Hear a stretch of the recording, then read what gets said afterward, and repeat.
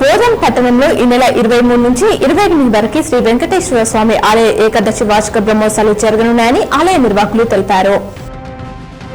కామారెడ్డి ప్రభుత్వ ఆసుపత్రి మహిళా వైద్యులపై లైంగిక వేధింపులకు పాల్పడ్డ డిఎంహెచ్ఓ లక్ష్మణ్ సింగ్ దేవునపల్లి పోలీసులు అరెస్ట్ చేశారు.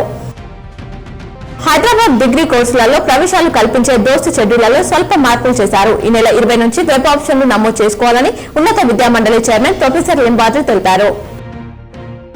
నగరంలో బీసీ స్టడీ సర్కిల్ ఆధ్వర్యంలో ఈ నెల 18 నుంచి జూన్ 12 వరకు టీఎస్పీఎస్సీ గ్రూప్ 1 తో పాటు యూపీఎస్సీ సివిల్ సర్వీసెస్ మోడల్ పరీక్షలు నిర్వహించనున్నట్టు డైరెక్టర్ వెంకన్న తెలిపారు.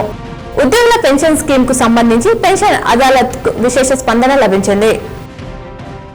శుద్ధ లక్ష్మి సందర్భంగా నిజామాబాద్ నగరంలోని సార్వజనిక్ గణేష్ బోర్గం లక్ష్మీ గణపతి హౌసింగ్ బోర్డు గణపతి ఆలయాల్లో శ్రీవారి కళ్యాణోత్సవ వేడుకలు, శ్రీవారికి అభిషేకం, యజ్ఞం, పూర్ణాహుతి, అర్చకులు ఘనంగా నిర్వహించారు. ఉమ్మడి నిజామాబాద్ జిల్లాలో అకాల వర్షం కురిసింది. మార్కెట్ యార్డులో వరి, ధాన్యం, పసుపు రాశులు తడిసి ముద్దయ్యాయి. దీంతో రైతులు ఆందోళన వ్యక్తం చేశారు.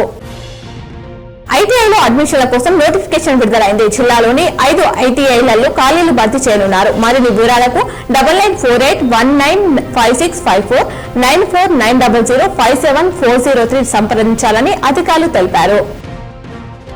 నగరంలోని ఎండాల టవర్స్ వెనుక ఉన్న ఏపీవీపీ కార్యాలయంలో ఈ నెల 19న ఉదయం 9 గంటలకు పాలిసెట్ మోడల్ పరీక్ష నిర్వహిస్తున్నామని జిల్లా కన్వీనర్ సునీల్ తెలిపారు.